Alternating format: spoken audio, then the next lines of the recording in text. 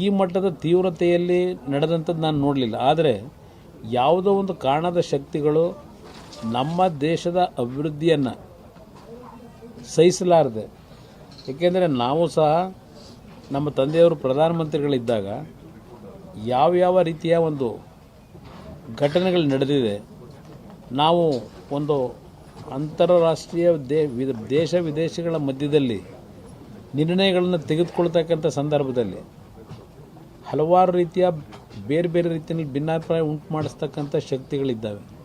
ಅದು ನಾನು ಬಿಡಿಸಿಡ್ಲಿಕ್ಕೆ ಹೋಗೋದಿಲ್ಲ. ಆದರೆ ಇವತ್ತು ನಮ್ಮ ದೇಶದ ಪ್ರಗತಿ ಏನಿದೆ, ಇವತ್ತು ನಮ್ಮ ದೇಶದಲ್ಲಿ ನಡೀತಿರ್ತಕ್ಕಂಥ ಕೆಲವು ಘಟನೆಗಳು ಬೇರೆ ಬೇರೆಯವರು ಇದನ್ನು ನಮ್ಮ ದೇಶದ ಒಂದು ಭದ್ರತೆಯನ್ನು ಅಸ್ಥಿರಗೊಳಿಸ್ತಕ್ಕಂಥದ್ದಕ್ಕೆ ಹಲವಾರು ರೀತಿಯ ಒಂದು ಕಾರಣದ ಕೈಗಳು ಇದರಲ್ಲಿ ಬರ್ತಕ್ಕಂಥದ್ದು ಕಂಡಿದ್ದೇವೆ ನಾವು. ಅದರಿಂದ ಇವತ್ತು ಆಗಿರತಕ್ಕಂಥ ಸಮಸ್ಯೆ ಇದನ್ನು ಬೇರೆ ರೀತಿಯಲ್ಲಿ ಡೈವರ್ಟ್ ಮಾಡಿ ದೇಶದ ಅಭದ್ರತೆಗೆ ಕಾರಣ ಆಗಬಾರ್ದು ಅನ್ನೋದು ನನ್ನ ಅಭಿಪ್ರಾಯ. Okay sir. ಎಲ್ಲ ಊಟಕ್ಕೆ ಇಷ್ಟ ಮಾಡುತ್ತೆ ಮಾಧ್ಯಮದವರು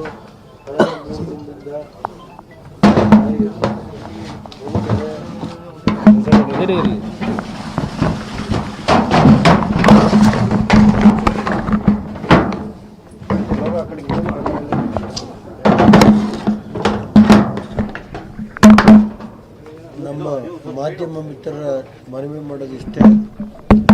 ನಮ್ಮ ತಾಯಿ ಶನಿವಾರ 3:45-4 ಗಂಟೆಗೆ ತೀರಿದ ಮೇಲೆ ಕಳೆದ 3 ದಿನದಿಂದ ನಿಮ್ಮ ವಾಹಿನಿಗಳು, ಮಾಧ್ಯಮ ವಾಹಿನಿ ಇರ್ಬೋದು, ದೃಶ್ಯ ಮಾಧ್ಯಮ ಇರ್ಬೋದು, ಸತತವಾಗಿ 3 ದಿನ ತಾವೇನು ನಮ್ಮ ತಾಯಿಯ ಆತ್ಮಕ್ಕೆ ಶಾಂತಿ ಸೇರೋದಕ್ಕೆ ಅವಕಾಶ ಮಾಡಿದರೆ ಅದನ್ನು ನಾವು ಜೀವನದಲ್ಲಿ ಮರೆಯಲ್ಲ. ಮತ್ತು ಅದ್ರ ಜೊತೆಗೆ ತಮ್ಮ ಜಿಲ್ಲೆಯ, ರಾಜ್ಯದ ಎಲ್ಲ ಜನ ಇವತ್ತು ನಮ್ಮ ತಾಯಿಯ ಆತ್ಮಕ್ಕೆ ಶಾಂತಿ ಸಿಗಲಿ ಅಂತ ಹೇಳಿ ಹೊರಗಡೆಯಿಂದನೂ ಬಂದು ಹೋಗಿದ್ದಾರೆ. ಅವ್ರಿಗೆಲ್ಲ ನಾನು ಯಾವ ರೀತಿ ಅವರಿಗೆ ಧನ್ಯವಾದ ಹೇಳಬೇಕು ಗೊತ್ತಿಲ್ಲ. ನಾಳೆ ನಾನು ಹಾಸನದಲ್ಲೇ ನಮ್ಮ ತಾಯಿಯರದು 9:30 3 ದಿನದ್ದು ಇದಾದಮೇಲೆ ಮಾಧ್ಯಮ ಮಿತ್ರರ ಜೊತೆ ಮಾತಾಡಿ ಕುಮಾರನವರು ಮತ್ತು ನಮ್ಮ ದೊಡ್ಡಣ್ಣವರೆಲ್ಲ ಸೇರಿ ಕಾರ್ಯಕ್ರಮದ ಬಗ್ಗೆ ಎಲ್ಲ ಮಾಡಿದ ಮೇಲೆ ಬಂದು 1:30 ಮೇಲೆ ಅಲ್ಲೇ ಮಾಧ್ಯಮ ಮಿತ್ರರು ಭೇಟಿ ಮಾಡ್ತೀನಿ. ನೀವು ದಯಮಾಡಿ ನಾಳೆ ನಮ್ಮ ತಾಯಿ ಹಾಲು ತುಪ್ಪಗೆ ಬರಬೇಕು. ಎಲೆಕ್ಟ್ರಾನಿಕ್ ಮೀಡಿಯಾ ಇರ್ಬೋದು, ಪ್ರಿಂಟ್ ಮೀಡಿಯಾ ಎರಡೂ ಇದೆ. ಅಲ್ಲ ಸರ್? ನಮ್ಮ ತಾಯಿಯವರ ನಿನ್ನೆ ದಿನದ ಅಂತ್ಯಕ್ರಿಯೆ ಕಾರ್ಯಕ್ರಮದ ನಂತರ ಇವತ್ತು 2ನೇ ದಿನ. ಇವತ್ತು ಸಹ ನಮ್ಮ ತಂದೆಯವರ ಒಂದು ಉಪಸ್ಥಿತಿಯಲ್ಲಿ ರೇವಣ್ಣವರ ಮತ್ತು ಕುಟುಂಬ ವರ್ಗಗಳ ಕೆಲವು ಸದಸ್ಯರುಗಳು ಸೇರಿ ಇವತ್ತು ಕುಟುಂಬದ ಎಲ್ಲ ನಮ್ಮ ಸಹೋದರ ಸಹೋದರಿಯರು ಸೇರಿ ಮತ್ತು ಹಲವಾರು ಅವರ ನಮ್ಮ ತಾಯಿಯ ಬಗ್ಗೆ ಇರ್ತಕ್ಕಂಥ ಅಭಿಮಾನ ಇಂದು ಸಹ ಇವತ್ತಿನ ಒಂದು ಅವರಿಗೆ ಶಾಂತಿ ದೊರಕತಕ್ಕಂಥ ನಿಟ್ಟಿನಲ್ಲಿ ಮುಂದಿನ 11ನೇ ದಿನದ ಕಾರ್ಯ ಏನಿದೆ ಆ ಕಾರ್ಯಕ್ರಮದವರೆಗೂ 11 ದಿನಗಳ ಕಾಲ ಪ್ರತಿನಿತ್ಯ ಶಾಸ್ತ್ರೋಕ್ತವಾಗಿ ಮತ್ತು ನಮ್ಮ ಒಂದು ಸಂಸ್ಕೃತಿಯಲ್ಲಿ ನಾವೆಲ್ಲರೂ ದೇವರನ್ನ ನಂಬಿ ಬರುತ್ತೇವೆ. ನಮ್ಮ ತಾಯಿ ಸದಾ ದೈವಭಕ್ತಿಯಾಗಿ ಜೀವನ ಏನು ಮಾಡಿದ್ದಾರೆ, ಅವರಿಗೆ ಒಂದು ಚಿರಶಾಂತಿಯನ್ನು ಕಲ್ಪಿಸಬೇಕು ಅಂತಕ್ಕಂಥದ್ದು ಒಂದು ಭಾಗ. ಇವತ್ತು ಹಲವಾರು ನಮ್ಮ ಶಾಸ್ತ್ರದ ಪಂಡಿತರ ಮುಖಾಂತರ ಹಲವಾರು ಶ್ಲೋಕಗಳನ್ನು ಇವತ್ತು 1 ಗಂಟೆಗಳ ಕಾಲ ಪಠಣ ಮಾಡಿ ಕಾರ್ಯಕ್ರಮವನ್ನು ಮುಂದುವರಿಸಿದ್ದೇವೆ. ಅದರಲ್ಲಿ ಎಲ್ಲರೂ ಭಾಗವಹಿಸಿದ್ದಾರೆ. ನಮ್ಮ ಪುಟ್ಟರಾಜು ಅವರು, ನಮ್ಮ ಮಾಜಿ ಮಂತ್ರಿಗಳು, ಬಾಲಕೃಷ್ಣ ಅವರು, ನಮ್ಮ ಚನ್ನರಾಯಪಟ್ಟಣದ ಶಾಸಕರಿರ್ಬೋದು, ಶಾಸಕರು ಅನ್ನೋದಕ್ಕಿಂತ ನಮ್ಮ ಕುಟುಂಬದ ಸದಸ್ಯ ಅವನನ್ನು. ನಾವೆಲ್ಲರೂ ಸೇರಿ ಇವತ್ತು ಹಲವಾರು ಜನ ಈ ಕಾರ್ಯಕ್ರಮದಲ್ಲಿ 2ನೇ ದಿನವೂ ಏನು ಭಾಗವಹಿಸಿದ್ದಾರೆ. 11 ದಿನಗಳ ಕಾಲ ಇದು ನಿರಂತರವಾಗಿ ನಡೀತದೆ ಇಲ್ಲಿ ಕಾರ್ಯಕ್ರಮ.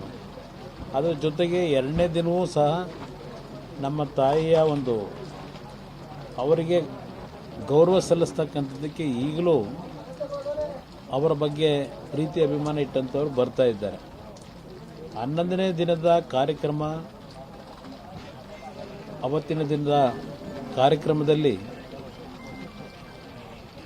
ಎಲ್ಲ ರೀತಿಯ ಒಂದು ಸಿದ್ಧತೆಗಳೇನಾಗಬೇಕಾಗಿದೆ ಅದಕ್ಕೂ ಸಹ ನಿರಂತರವಾಗಿ ಮುಂದಿನ ಒಂದು 8-9 ದಿನಗಳು ಯಾವ ರೀತಿ ಕೆಲಸಗಳಾಗಬೇಕು ಅಂತಕ್ಕಂಥದ್ದು ಒಂದು ಚರ್ಚೆಗಳಿದೆ. 3ನೇ ದಿನದ ಕಾರ್ಯಕ್ರಮದಲ್ಲಿ ನಾಳೆ ಇವತ್ತು ಅವರ ಒಂದು ಸಮಾಧಿಗೆ ಹಾಲುತುಪ್ಪವನ್ನು ಇವತ್ತು ಅರ್ಪಣೆ ಮಾಡತಕ್ಕಂಥದ್ದಕ್ಕೆ ನಾಳೆ 9-9:30 ಕಾರ್ಯಕ್ರಮವನ್ನು ಹಮ್ಮಿಕೊಂಡಿದ್ದೇವೆ.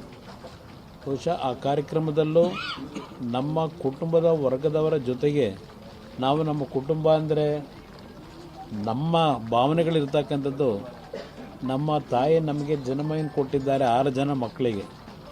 ನಾವಷ್ಟೇ ಅವರ ಕುಟುಂಬ ಅಲ್ಲ, ಅವರಲ್ಲಿ ಸದಾಕಾಲ ಪ್ರತಿಯೊಬ್ಬ ಜನತೆ, ಪ್ರತಿಯೊಬ್ಬ ಬಡವರು ನನ್ನ ಮಕ್ಕಳು ಅಂತಕ್ಕಂಥ ಭಾವನೆಯಿಂದ ಅವ್ರನ್ನೆಲ್ಲರನ್ನೂ ಮಕ್ಕಳ ರೀತಿಯಲ್ಲಿ ಸಾಕಿ ಸಲಹಿರ್ತಕ್ಕಂಥ ನಮ್ಮ ತಾಯಿಯ ಒಂದು ನಡವಳಿಕೆ ಏನಿದೆ, ಆ ಹಿನ್ನೆಲೆಯಲ್ಲಿ ಈ ಕಾರ್ಯಕ್ರಮದಲ್ಲಿ ಹಲವಾರು ಸಾವಿರಾರು ಜನ ಅವತ್ತು ಸಹ ನಾಳೆಯ ದಿನದಲ್ಲೂ ಭಾಗವಹಿಸ್ತಕ್ಕಂಥದ್ದು. ಇವತ್ತು ನನಗೆ ಹಲವಾರು ಜನ ಏನು ಒಂದು ದೂರವಾಣಿ ಮುಖಾಂತರ ಸಂತಾಪವನ್ನು ಸಲ್ಲಿಸ್ಲಿಕ್ಕೆ ಪ್ರಯತ್ನ ಪಡ್ತಾರೆ. ನಾಳೆಯ ದಿನದ ಆ ಕಾರ್ಯಕ್ರಮವೂ ಇದೆ. ಅದಾದ ನಂತರ 11ನೇ ದಿನದ ಕಾರ್ಯಕ್ರಮದಲ್ಲಿ ಬಹುಶಃ ನನ್ನ ತಾಯಿನ ನಮ್ಮ ಮಾಧ್ಯಮದ ಸ್ನೇಹಿತರು ಸಹ ಕಳೆದ 3 ದಿನಗಳ ಕಾಲ ಅವರ ಬಗ್ಗೆ ನಾಡಿನ ಜನತೆಗೆ, ದೇಶಕ್ಕೆ ಇವತ್ತು ಅವರು ಯಾವ ರೀತಿ ಬದುಕಿದ್ದಾರೆ ಅಂತಕ್ಕಂಥ ಸಂದೇಶವನ್ನು ಕೊಡ್ತಕ್ಕಂಥದ್ರಲ್ಲಿ ನಿಮ್ಮ ಶ್ರಮ ಏನಿದೆ ಮಾಧ್ಯಮದ ಸ್ನೇಹಿತರು, ಬಹುಶಃ ರಾಜಕೀಯವಾಗಿ ನಮ್ಮಗಳನ್ನು ನಾವು ನಡ್ಕೊಳ್ತಕ್ಕಂಥ ರೀತಿಗಳನ್ನು ಹಲವಾರು ಸಂದರ್ಭದಲ್ಲಿ ನಮ್ಮ ಮಾಧ್ಯಮದ ಸ್ನೇಹಿತರು ನಿಷ್ಕಲ್ಮಶವಾಗಿ ಕೆಲಸವನ್ನು ಮಾಡಬೇಕಾದ್ರೆ ನಮ್ಮ ಕೆಲವು ನಡವಳಿಕೆಗಳ ಬಗ್ಗೆನೂ ನೀವು ತಿದ್ದಲಿಕ್ಕೆ ನಮಗೆ ಎಚ್ಚರಿಸ್ತಕ್ಕಂಥ ಕೆಲಸಗಳನ್ನು ಮಾಡಿದ್ದೀರಿ. ಆದರೆ ನನ್ನ ತಾಯಿಯ, ನಮ್ಮ ತಾಯಿ ಅಂತೀನಿ, ನನ್ನ ತಾಯಿ ಅನ್ನೋದಕ್ಕಿಂತ ಹೆಚ್ಚಾಗಿ ನಮ್ಮ ತಾಯಿ ಅವರ ಒಂದು ಕೊನೆಯ ಒಂದು ಭೂಮಿಯನ್ನು ಬಿಟ್ಟು ಹೋಗ್ತಕ್ಕಂಥ ಸನ್ನಿವೇಶ ಬಂದಾಗ ಅವರು ಎಂದೂ ಸಹ ಮಾಧ್ಯಮಗಳ ಮುಂದೆ ಬಂದವರಲ್ಲ. ಕೆಲವು ಬಾರಿ ನೀವೇ ಅವ್ರನ್ನ ಭಾಳ ಬಾರಿ ಒತ್ತಾಯ ಮಾಡಿ ಕೆಲವು ಅವರಿಂದ ಬಾಯಿನ ತೆಗೆಸಿದ್ದೀರಿ, ಅವರ ನುಡಿ ಮುತ್ತುಗಳನ್ನು ಹೊರಡಿಸಿದ್ದೀರಿ ಕೆಲವು ಸಂದರ್ಭಗಳಲ್ಲಿ.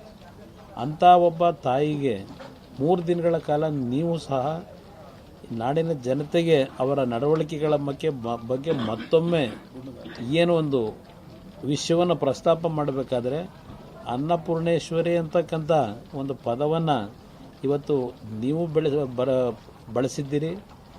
ಹಲವಾರು ಸಾವಿರಾರು ಲಕ್ಷಾಂತರ ಕುಟುಂಬದಲ್ಲೂ ಅವರ ಹೃದಯದಲ್ಲಿ ಆ ತಾಯಿ ಅನ್ನಪೂರ್ಣೇಶ್ವರಿ ಅಂತಕ್ಕಂಥದ್ದು ಇವತ್ತು ಸಹ ಇದೆ. ಆ ನಿಟ್ಟಿನಲ್ಲಿ ಇವತ್ತು ಆ ತಾಯಿ ಇವತ್ತು ಈ ಭೂಮಿ ತಾಯಿಯಲ್ಲಿ ಏನು ಬೆರೆತು ಹೋಗಿದ್ದಾರೆ, ಅದರ ಮುಖಾಂತರ ವಿಷ್ಣುಪಾದವೋ ಶಿವಪಾದವೋ ಸೇರಿದ್ದಾರೆ.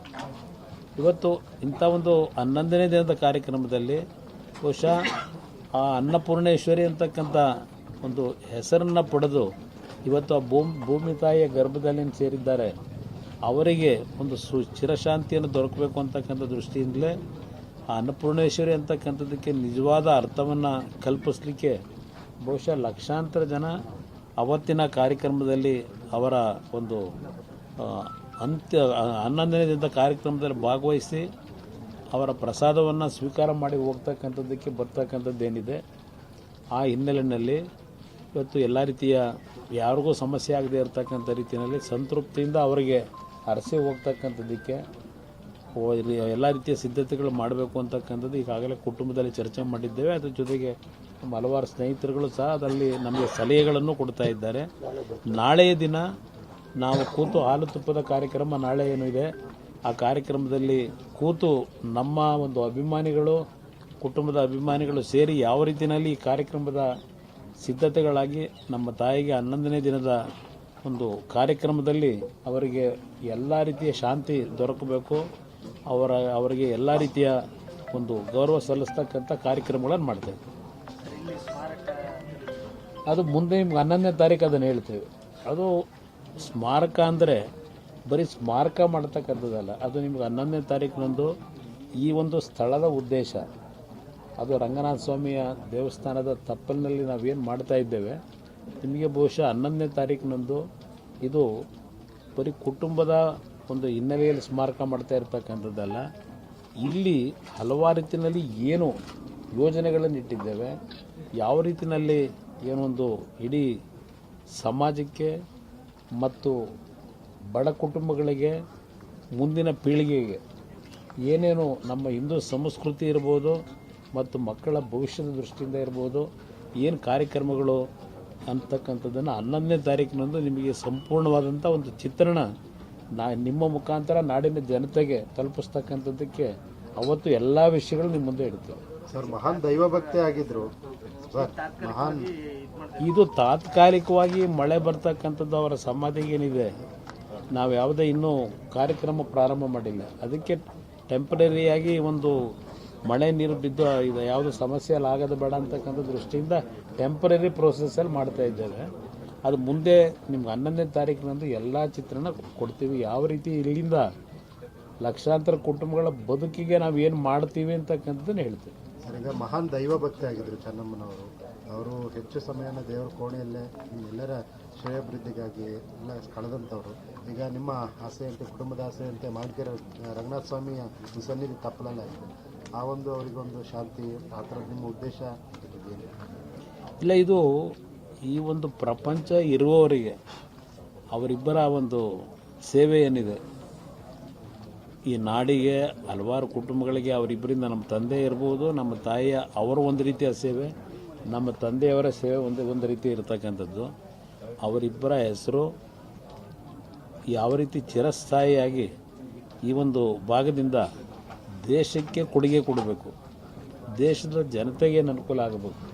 ಮತ್ತು ಈ ಸ್ಥಳ ಯಾವಾಗಲೂ ಅತ್ಯಂತ ಪಾವಿತ್ರ್ಯತೆಯಿಂದ ಹೊಂದಿ ನಮ್ಮ ಹಿಂದೂ ಸಂಸ್ಕೃತಿ ಇರ್ಬೋದು ಮತ್ತು ಈಗಿನ ಒಂದು ಸಂಸ್ಕೃತಿಗಳೇನಿದೆ, ಆ ಒಂದು ಸಂಸ್ಕೃತಿ ಒಂದು ಭಾಗದಲ್ಲಿ ದಾರಿ ತಪ್ಪಿರ್ತಕ್ಕಂಥದ್ದಿದೆ. ಆದರೆ ನಮ್ಮ ಹಳೆಯ ಸಂಸ್ಕೃತಿಗಳು ಉಳಿಬೇಕು. ಆ ಹಿನ್ನೆಲೆಯಲ್ಲಿ ಹಲವಾರು ರೀತಿಯ ಒಂದು ಕುಟುಂಬದಲ್ಲಿ ಕೂತು ಚರ್ಚೆ ಮಾಡಿದ್ದೇವೆ. ವಿಶೇಷವಾಗಿ ನಮ್ಮ ಸಹೋದರರು ರೇವಣ್ಣ ಅವರು, ಬಾಲಕೃಷ್ಣ ಅವರು, ಡಾಕ್ಟರ್ ರಮೇಶ್ ಅವರು, ಅವರ ಎಲ್ಲರ ಸಹಕಾರ ಅವರೊಂದಿಗೆ ನಾವು ಕೂತು ನಾವು 4 ಜನ ಮತ್ತು ನಮ್ಮ ತಂಗಿಯವರು ಇಬ್ಬರಿದ್ದಾರೆ, ಅಳಿಯಂದಿರಿದ್ದಾರೆ ಇಬ್ಬರು. ನಾನು ಇಬ್ಬರು ತಂಗಿರು ಅಂತ ಹೇಳಲ್ಲ, 4 ಜನ ತಂಗಿರಿದ್ದಾರೆ ನಮಗೆ. ನಮ್ಮ ಚಿಕ್ಕಪ್ಪ ಚಿಕ್ಕಮ್ಮನ ಇಬ್ಬರು ಮಕ್ಕಳು, ಸಣ್ಣ ಮಕ್ಕಳಲ್ಲಿ ಅವರೇನು ನಾವು ಬೆಳೆಸಿದ್ದೇವೆ ಕುಟುಂಬದಲ್ಲಿ. ಎಲ್ಲರೂ ಜೊತೆಗೂಡಿ ನಾವು ನಮ್ಮ ಜೊತೆಯಲ್ಲಿ ಬೆಳೆದಿರ್ತಕ್ಕಂಥ ಹಲವಾರು ನಮ್ಮ ತಂದೆಯವರ ಬಗ್ಗೆ, ಅವರ ತಂದೆ ಅಂತಕ್ಕಂಥ ಭಾವನೆಯಿಂದ ಇರತಕ್ಕಂಥ ಹಲವಾರು ನಮ್ಮ ಪಕ್ಷದ ಮುಖಂಡರುಗಳು, ಕಾರ್ಯಕರ್ತರಿದ್ದಾರೆ. ಎಲ್ಲರ ಜೊತೆಗೂಡಿ ಈ ಸ್ಥಳ ಮುಂದೆ ಯಾವ ರೀತಿ ಬೆಳಿಬೇಕು, ಇದು ಭೂಮಿ ಇರೋವರಿಗೆ ಯಾವ ರೀತಿಯಲ್ಲಿ ಇದು ಈ ಸ್ಥಳದಿಂದ ಎಲ್ಲರಿಗೂ ಒಂದು ಬದುಕಿಗೆ ದಾರಿ ಆಗಬೇಕು, ಅದೆಲ್ಲದ ಒಂದು ಚಿತ್ರಣವನ್ನು ಕುಟುಂಬದಲ್ಲಿ ನಾವು 4 ಜನ ಬ್ರದರ್ಸ್ ಸೇರಿ ಮಾಡಿದ್ದೇವೆ. ಅದನ್ನು 11ನೇ ತಾರೀಕಿನಂದು ನಿಮಗೆ ವಿವರವಾದಂಥ ಒಂದು ಎಲ್ಲ ವಿಷಯಗಳನ್ನು ಕೊಡ್ತೀನಿ. ನಾಡಿನ ಜನತೆಗೆ ಅದು ಯಾರಿಗೇ ಆಗಲಿ ಈ ಒಂದು ವಿಷಯದಲ್ಲಿ ಯಾವುದೇ ರಾಜಕೀಯದ ಒತ್ತಡಗಳಿರಬಾರ್ದು, ರಾಜಕೀಯದ ದ್ವೇಷ ಇರಬಾರ್ದು. ಈ ಜಾಗ ಒಂದು ಅತ್ಯಂತ ಪಕ್ಕಿದ್ರೆ ರಂಗನಾಥ ಸ್ವಾಮಿಯ ಸನ್ನಿಧಾನದಲ್ಲಿ ಯಾತಕ್ಕಿದನ್ನು ಆರಿಸಿದ್ದೇವೆ ಕುಟುಂಬದಲ್ಲಿ. ಇದು ಎಲ್ಲರಿಗೂ ಸರ್ವ ಜನಾಂಗದ ಶಾಂತಿಯ ತೋಟವಾಗಿ ಈ ಸ್ಥಳ ಇರಬೇಕು. ಅದರಿಂದ ಇಲ್ಲಿ ರಾಜಕೀಯದ ಪ್ರಶ್ನೆ ಇಲ್ಲ. ಇಲ್ಲಿ ಬರ್ತಕ್ಕಂಥವರು ಯಾವುದೇ ರಾಜಕೀಯದ ಹಂಗಿಲ್ಲದೆ ಯಾರು ಬೇಕಾದರೂ ಈ ಸ್ಥಳದಲ್ಲಿ ಮುಂದಿನ ದಿನಗಳಲ್ಲಿ ಅವರು ಬರ್ಬೋದು. ಈ ಸ್ಥಳದಿಂದ ಅನುಕೂಲಗಳು, ಸಮಸ್ಯೆ ಇರ್ತಕ್ಕಂಥವರು ಎಲ್ಲರಿಗೂ ಪಕ್ಷಭೇದ ಮರೆತು, ಜಾತಿ ಭೇದ ಮರೆತು ಎಲ್ಲರನ್ನೂ ಸರಿಸಮಾನಾಗಿ ಈ ಒಂದು ಪವಿತ್ರವಾದಂಥ ಸ್ಥಳದಲ್ಲಿ ನಿರಂತರವಾಗಿ ನಡೀಬೇಕು ಅಂತಕ್ಕಂಥ ಉದ್ದೇಶ ಇಟ್ಟಿದ್ದೇವೆ. ರಾಜಕೀಯ ಬೇರೆ, ಇಲ್ಲಿ ಯಾವುದೇ ಸೋಂಕುಗಳಿರಬಾರದು. ಆ ರೀತಿಯ ಒಂದು ತೀರ್ಮಾನಗಳನ್ನು ಮಾಡಿದ್ದೇವೆ. ಸರ್, ನೀವು ಎಕ್ಸ್ಪೆಕ್ಟ್ ಮಾಡಿದ್ರೆ ಸರ್ ಇಷ್ಟೊಂದು ಜನರ ಪ್ರೀತಿ ಸಿಗುತ್ತೆ ಚೆನ್ನಮ್ಮನವರಿಗೆ, ನೀವು ದಾರಿ ಉದ್ದಕ್ಕೂ ಅಷ್ಟು ಲಕ್ಷಾಂತರ ಜನ ಬಂದು ದರ್ಶನ ಪಡೀತಾರೆ? ನನಗೆ ಒಂದು ವಿಶ್ವಾಸ ಇತ್ತು, ಆದರೆ ಆ ವಿಶ್ವಾಸವನ್ನು ಮೀರಿ ನನಗೇನಿತ್ತು ಒಂದು ವಿಶ್ವಾಸ ಜನ ಯಾವ ರೀತಿ ಸೇರ್ಬೋದು ಅಂತಕ್ಕಂಥದ್ದು, ಅದು ಮೀರಿ ಇವತ್ತು ಈ ನಾಡಿನ ಜನತೆ ನಮ್ಮ ತಾಯಿಗೆ ತೋರಿಸಿದಂಥ ಆ ಒಂದು ಕೊನೆಯ ಹಂತದ ಸಾಂತ್ವನವನ್ನು ನಮ್ಮ ಕುಟುಂಬಗಳಿಗೆ ಇಡ್ತಕ್ಕಂಥದ್ದು, ಅದರ ಜೊತೆಗೆ ಅವರು ಅವರ ಹೃದಯದಲ್ಲಿ ನಮ್ಮ ತಾಯಿಯ ಬಗ್ಗೆ ಇಟ್ಟಂಥ ಒಂದು ಗೌರವವನ್ನು ಅವರು ತೋರಿಸಿರ್ತಕ್ಕಂಥದ್ದು ಏನಿದೆ, ಬಹುಶಃ ನಾನು ಒಂದು ಆ ಸಿರಿವಂತ ಸಿನಿಮಾದ ವಿಷ್ಣುವರ್ಧನ್ ಅವರದ ಮರಣ ಆದ ಆ ಪಾತ್ರದಲ್ಲಿ ಯಾವೊಂದು ಸಾವನ್ನು ಅವ್ರಿಗೆ ಬಂದಾಗ ಅವರು ನನ್ನ ಸಾವಿನ ನಂತರ ಯಾವ ರೀತಿ ನನ್ನನ್ನು ಸಮಾಜ ಗುರುತಿಸ್ಬೋದು ಅಂತಕ್ಕಂಥ ಒಂದು ಸನ್ನಿವೇಶಗಳನ್ನು ಅದರಲ್ಲಿ ಚಿತ್ರಿಸಿದ್ದಾರೆ. ನಾನು ಯಾವಾಗಲೂ ಅದನ್ನು ಯೋಚನೆ ಮಾಡ್ತೇನೆ. ನಾನು ಸಾರ್ವಜನಿಕವಾಗಿ ಹಲವಾರು ಬಾರಿ ಹೇಳ್ತೇನೆ, ನಮ್ಮ ಆಸ್ತಿ ಈ ನಾಡಿನ ಜನತೆ ಅಂತಕ್ಕಂಥದ್ದು, ಆ ಜನರ ಆಸ್ತಿ ನಮಗೆ ಮುಖ್ಯ ಅಂತಕ್ಕಂಥದ್ದನ್ನು ಏನು ಹೇಳ್ತೀನಿ. ಇವತ್ತು ನನ್ನ ತಾಯಿಯ ಸಾವಿನಲ್ಲಿ ನಮ್ಮನ್ನು ಅಗಲಿ ಹೋಗ್ತಕ್ಕಂಥ ಸಂದರ್ಭದಲ್ಲಿ ಯಾವ ರೀತಿಯಲ್ಲಿ ಒಂದು ಸಮಾಜ ಒಂದು ಒಳ್ಳೆಯ ಕೆಲಸವನ್ನು ಮಾಡ್ತಕ್ಕಂಥವ್ರಿಗೆ ಗೌರವವನ್ನು ಸಲ್ಲಿಸ್ತಾರೆ ಅಂತಕ್ಕಂಥದ್ದನ್ನು ಬಹುಶಃ ನನ್ನ ತಾಯಿ ನೋಡಲಿಲ್ಲ. ಇವತ್ತು ಈ ನಾಡಿನ ಜನತೆ ಯಾವ ರೀತಿ ಅವರನ್ನು ಗೌರವಿಸಿದರು ಅಂತಕ್ಕಂಥದ್ದನ್ನು ಆ ತಾಯಿ ನೋಡೋಕ್ಕಾಗದೇ ಇದ್ದರು. ಆ ತಾಯಿಯ ಮಕ್ಕಳಾಗಿ ಇವತ್ತು ಈ ನಾಡಿನ ಜನತೆ ಆ ತೋರಿಸಿದಂಥ ಅವರ ಕೊನೆಯ ಒಂದು ಪ್ರಯಾಣದಲ್ಲಿ ಅವರ ಗೌರವ, ಪ್ರೀತಿ, ವಿಶ್ವಾಸ ತೋರಿಸಿದಂಥದ್ದು, ಸಣ್ಣ ಸಣ್ಣ ಮಕ್ಕಳನ್ನು ಹೆಗಲ ಮೇಲೆ ಕೂರಿಸ್ಕೊಂಡು ಪ್ರತಿ ಹಳ್ಳಿಗಳಲ್ಲಿ ನಮ್ಮ ತಾಯಿಯ ಒಂದು ವಾಹನಕ್ಕೆ ಆ ಮಕ್ಕಳಿಂದ ನಮಸ್ಕಾರ ಮಾಡಿಸ್ತಾ ಇದ್ದಂಥ ದೃಶ್ಯಗಳನ್ನು ನೋಡಿದಾಗ ಅವರ ಬದುಕು ಯಾವ ರೀತಿ ಸಾರ್ಥಕವಾಯಿತು ಮತ್ತು ಅವರನ್ನು ಯಾವ ರೀತಿ ಕಂಡಿದ್ದಾರೆ ನಮ್ಮ ತಾಯಿ ನೋಡೋಕ್ಕಾಗದೇ ಇದ್ದರೂ ನಮ್ಮ ಕಣ್ಣುಗಳು ಇವತ್ತು ನೋಡುತ್ತೆ. ಅದರಿಂದ ಇವತ್ತು ನನಗೆ ಒಂದು ವೈಯಕ್ತಿಕವಾಗಿ ಒಂದು ಸಂಕಲ್ಪ ನನ್ನ ಹೃದಯದಲ್ಲಿ ಬಂದಿರೋದು. ನೆನ್ನೆ ಒಂದು ಮಾತು ಹೇಳಿದೆ, ನಾನೇನು ಹಲವಾರು ಬಾರಿ ಹೇಳಿದ್ದೇನೆ, ಈ ಮಣ್ಣಿಗೆ ಹೋಗೋದಕ್ಕಿಂತ ಮುಂಚೆ ಈ ನಾಡಿನ ಜನತೆಯ ಋಣ ತೀರಿಸಬೇಕು ಅನ್ನೋದು ನಾನೇನು ಒಂದು ಮನಸ್ಸಿನಲ್ಲಿ ಸಂಕಲ್ಪ ಇಟ್ಟಿದ್ದೇನೆ ಅಂತೀನಿ. ಅದಕ್ಕೆ ನೆನ್ನೆಯ ಅವರ ಪಯಣ, ಕೊನೆಯ ಪಯಣದಲ್ಲಿ ಆ ಲಕ್ಷಾಂತರ ಕುಟುಂಬಗಳ ಒಂದು ಅವರಿಗೆ ಸಲ್ಲಿಸಿದಂಥ ಗೌರವ ಏನಿದೆ ಅದು ನನ್ನ ಮೇಲೆ ಋಣ ಹೊರಿಸಿದ್ದಾರೆ, ನಮ್ಮ ಕುಟುಂಬದ ಮೇಲೆ ಋಣ ಹೊರಿಸಿದ್ದಾರೆ ಈ ನಾಡಿನ ಜನತೆ. ನಾವು ಹೋಗೋವರಿಗೆ ನಮ್ಮ ವೈಯಕ್ತಿಕವಾದ ಸ್ವಾರ್ಥಗಳನ್ನು ಬಿಟ್ಟು ಜನತೆಯ ಒಂದು ಋಣ ತೀರಿಸ್ತಕ್ಕಂಥದ್ದಕ್ಕೆ ಪ್ರಾಮಾಣಿಕವಾಗಿ ನಮ್ಮ ತಾಯಿಯ ಸಮಾಧಿ ಮುಂದೆ ಇದ್ದು ಕೂತು ಹೇಳ್ತಾ ಇದ್ದೇನೆ. ನನ್ನ ಕ್ಷಣ ಕ್ಷಣವೂ ಈ ನಾಡಿನ ಜನತೆಯ ಒಂದು ಬದುಕನ್ನು ಸರಿಪಡಿಸಲಿಕ್ಕೆ ಪ್ರಾಮಾಣಿಕವಾದ ಪ್ರಯತ್ನ ಪಡ್ತೀನಿ ಅಂತಕ್ಕಂಥ ಮಾತನ್ನು ನಿಮ್ಮಗಳ ಮುಖಾಂತರ ನಾಡಿನ ಜನತೆಗೆ ಹೇಳಲಿಕ್ಕೆ ಬಯಸ್ತೀನಿ. ಇವತ್ತು ಬಹುಶಃ ಯಾವುದೇ ರೀತಿಯ ಅಧಿಕಾರದ ಸನ್ನಿವೇಶಗಳಲ್ಲಿ ಬಂದರು, ಅವರು ಅಧಿಕಾರ ಸುತ್ತಮುತ್ತವೇ ಅವರು ಬದುಕಿ ಬಂದರು, ಆದರೆ ಅಧಿಕಾರದ ಬಗ್ಗೆ ಆಸೆ ಪಡಲಿಲ್ಲ. ಯಾವ ಅಧಿಕಾರ ಅಂತಕ್ಕಂಥದ್ದು ತಿರುಗಿ ನೋಡಲಿಲ್ಲ. ದೇವರಾಯಿತು ಅವರಾಯಿತು ಆ ಬದುಕನ್ನು ಕಂಡಂಥದ್ದು. ಇವತ್ತು ಸಾರ್ಥಕವಾದಂಥ ಬದುಕನ್ನು ಅವರು ಕಂಡಿದ್ದಾರೆ. ಆ ನಿಟ್ಟಿನಲ್ಲಿ ನಮಗೆ ಒಂದು ಉಳಿಸಿರ್ತಕ್ಕಂಥದ್ದು, ಮುಂದೆ ಯಾವ ರೀತಿ ಬದುಕಬೇಕು ನೀವುಗಳು ಅಂತಕ್ಕಂಥ ಒಂದು ನಮ್ಮ ಹೃದಯದಲ್ಲಿ ಇವತ್ತೇನು ಆ ಸ್ಥಾಪಿಸಿ ಹೋಗಿದ್ದಾರೆ, ನಮ್ಮ ಮುಂದಿನ ನಡವಳಿಕೆ ಯಾವ ರೀತಿ ಇರಬೇಕು ಅಂತ ಹೇಳಿ ಅದನ್ನು ಮುಂದುವರಿಸ್ತೀವಿ ಅಂತಕ್ಕಂಥದ್ದು ಅವರ ಹೆಸರಿನಲ್ಲಿ ಅನ್ನೋದು ನನ್ನ ಅಭಿಪ್ರಾಯ. ಸಂದರ್ಭ ರಾಜ್ಯ ಸರ್ಕಾರ ಮತ್ತು ಕೇಂದ್ರ ಸರ್ಕಾರ ಎರಡೂ ಸಹ ಸ್ಪಂದನೆ ನೀಡಿದ್ದು, ಜೊತೆಗೆ ಸರ್ಕಾರಿ ಗೌರವ ಅರ್ಪಣೆ ಮಾಡಿದ್ದು. ಈ ವಿಷಯದಲ್ಲಿ ನಾನು ನಿನ್ನೆನೂ ಸಹ ಕೇಂದ್ರ ಸರ್ಕಾರದಿಂದ ಬಂದಂಥ ಪ್ರತಿನಿಧಿಗಳು, ಪ್ರಧಾನಮಂತ್ರಿಗಳ ಒಂದು ಸೂಚನೆ ಮೇರೆಗೆ ಮತ್ತು ರಾಜ್ಯ ಸರ್ಕಾರದಿಂದ ಅವರು ಏನು ಒಂದು ಸರ್ಕಾರದ ಗೌರವವನ್ನು ಸಲ್ಲಿಸ್ತಕ್ಕಂಥದ್ರಲ್ಲಿ ಮಾನ್ಯ ಮುಖ್ಯಮಂತ್ರಿಗಳು, ಪಾಪ ಕೆಲವರಲ್ಲಿ ನಾನು ನಿನ್ನೆಯ ದಿನ ಆ ಒಂದು ಮೈಕ್ ಹಿಡ್ಕೊಂಡಿದ್ದು ಜನರಿಗೆ ಶಾಂತವಾದ ರೀತಿಯಲ್ಲಿ ಕೊನೆಯ ಅಂತ್ಯ ಸಂಸ್ಕಾರ ಆಗಬೇಕಾದ್ರೆ ನೂಕು ಮಾಡಬೇಡಿ ಅಂತಕ್ಕಂಥದ್ದನ್ನು ಹೇಳಲಿಕ್ಕೆ ಅಂತೇಳಿ ಮೈಕ್ ಹಿಡ್ದಿದ್ದು ನಾನು. ಆದರೆ ನಾನು ಮೈಕ್ ಇಟ್ಕೊಂಡಾಗ ಏನು ಮಾತಾಡಬೇಕು ಅನ್ನೋದು ನನಗೆ ನನ್ನಿಂದ ಬರೆಸಿದ ಪದಗಳಲ್ಲ, ಅದು ಆ ದೇವರು ನನ್ನಿಂದ ಹೊರಡಿಸಿದಂಥ ಪದಗಳದು. ಅದರಲ್ಲಿ ಒಂದು ಭಾಳ ಜನ ಅಲ್ಲ, ಕೆಲವರು ಒಂದು ಎಲ್ಲ ರೀತಿಯಲ್ಲಿ ಚೆನ್ನಾಗೇ ಹೇಳಿದ್ರಿ, ನೀವು ಕೃತಜ್ಞತೆ ಸಲ್ಲಿಸಿದ್ರಿ, ಅಭಿನಂದನೆ ಸಲ್ಲಿಸಿದ್ರಿ, ಎಲ್ಲ ರೀತಿಯಲ್ಲಿ ನೀವು ಹೇಳಬೇಕಾದ್ರೆ ಎಲ್ಲೋ ಒಂದು ಕಡೆ ನೀವು ಕರ್ನಾಟಕ ರಾಜ್ಯದ ಮುಖ್ಯಮಂತ್ರಿಗಳು ಅಂತ ಪದ ಬಳಸಿದ್ರಿ, ಕೇಂದ್ರದ ಮಂತ್ರಿಗಳ ಹೆಸರು ಹೇಳಿದ್ರಿ. ಆದರೆ ಕರ್ನಾಟಕ ರಾಜ್ಯದ ಮುಖ್ಯಮಂತ್ರಿಗಳು ಅಂತ ಹೇಳಿ ಈ ರಾಜ್ಯದ ಮುಖ್ಯಮಂತ್ರಿ ಶಿವಕುಮಾರ್ ಅವರ ಹೆಸರನ್ನು ಹೇಳಬೇಕಾಗಿತ್ತು ಅಂತ ಹೇಳಿ ಇಬ್ಬರು ಹೇಳದಂಥದ್ದು ನನಗೆ ಕೊನೆಯ ಒಂದು ಸಂದರ್ಭದಲ್ಲಿ ಹೋಗಬೇಕಾದ್ರೆ ನಾನು ಉದ್ದೇಶಪೂರ್ವಕವಾಗಿ ಹೆಸರು ಹೇಳಬಾರ್ದು ಅಂತ ಹೇಳದಂಥದ್ದಲ್ಲ. ಮುಖ್ಯಮಂತ್ರಿಗಳು ಅಂತ ಬಳಸಿದ ಪದ ಅದು ನನಗೆ ನನ್ನಿಂದ ಬಂದಿದ್ದಲ್ಲ. ದೇವರು ನನಗೆ ಏನು ಮಾತನಾಡಬೇಕು ಅಂತೇಳಿ ಸೂಚನೆ ಕೊಟ್ಟು ಮಾತಾಡ್ಸೋದ ನನಗೆ ಗೊತ್ತಿಲ್ಲ. ಆ ಪದ ಹೇಳಿಲ್ಲ ಅಂತೇಳಿ ಒಂದು 2-3 ಜನ ನನ್ನ ಹತ್ರ ಅಂದ್ರೆ ನೀವು ಶಿವಕುಮಾರ್ ಅಂತ ಹೇಳಬೇಕಾಗಿತ್ತು ಅಂತ ಹೇಳಿ. ಆದರೆ ಅದು ಉದ್ದೇಶಪೂರ್ವಕವಾಗಿ ನಾನು ಹೇಳಿದ್ದಲ್ಲ. ಅದು ಯಾರಾದರೂ ಆ ರೀತಿ ಭಾವನೆ ತಿಳ್ಕೊಂಡಿದ್ರೆ ಆ ಸಣ್ಣತನ ನಾನು ತೋರಿಸಿದ್ದೀನಿ ಅಂತ ಅನ್ಕೋಬೇಡಿ.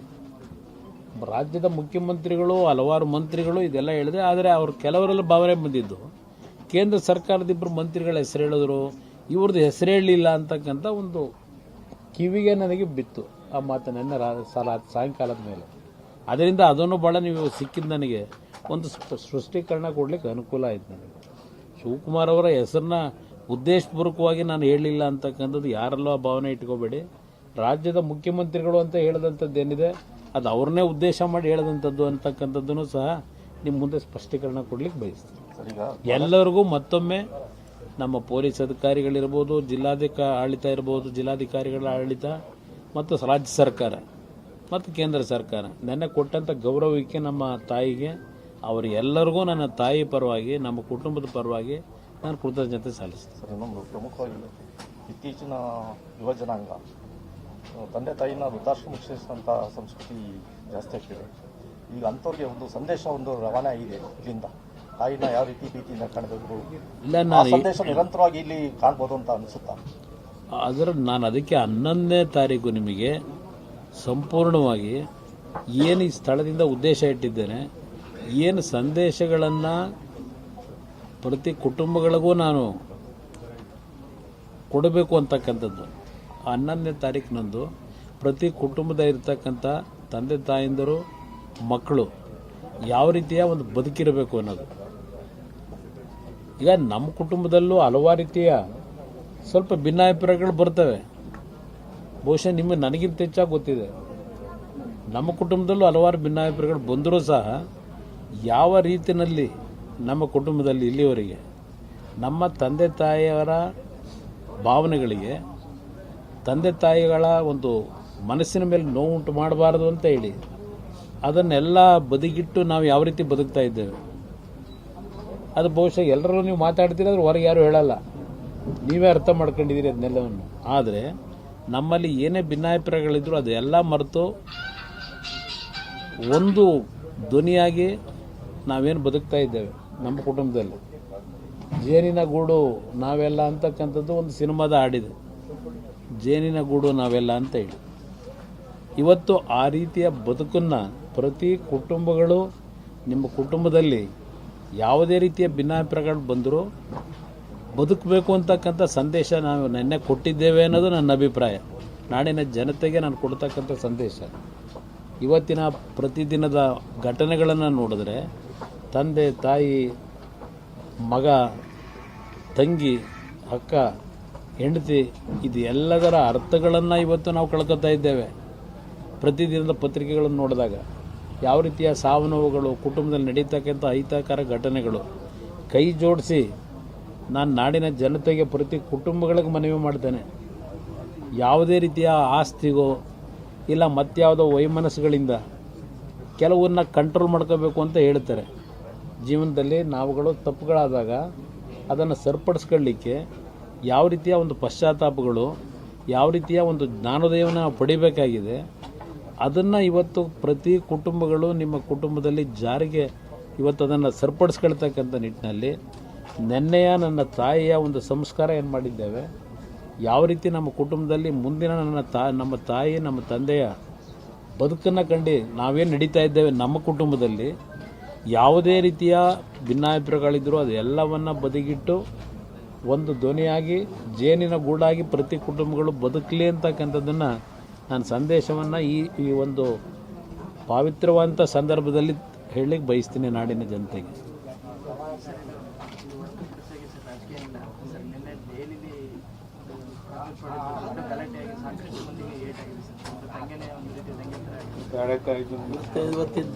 ಇದರಲ್ಲಿ ಬ್ರದರ್ ಅದು ರಾಜಕೀಯ ಅಂತ ಹೇಳಲ್ಲ. ನಾವೆಲ್ಲರೂ ಇವತ್ತು ಇಂಥ ಒಂದು ಘಟನೆ ಆಗಬಾರ್ದು. ಯಾವುದೇ ರಾಜ್ಯದಲ್ಲಾಗಲಿ ಯಾವುದೇ ಸರ್ಕಾರಗಳು ನಡೀಬೇಕಾದ್ರೂ ಕೆಲವು ಬಾರಿ ಕೆಲವು ಸಮಸ್ಯೆಗಳನ್ನು ಉದ್ಭವ ಮಾಡ್ತಾರೆ. ಕೆಲವು ಹಣದ ಆಸೆಯಿಂದಲೇ ಉದ್ಭವ ಆಗ್ತಕ್ಕಂಥದ್ದು ಇದೆಲ್ಲ. ಇಂಥ ಒಂದು ಸನ್ನಿವೇಶಗಳು ಹಲವಾರು ಸಂದರ್ಭದಲ್ಲಿ ಪ್ರಶ್ನೆ ಪತ್ರಿಕೆಗಳ ಲೀಕ್ ಆಗಿರತಕ್ಕಂಥದ್ದು ಅದೆಲ್ಲ ನಡೆದಿದೆ.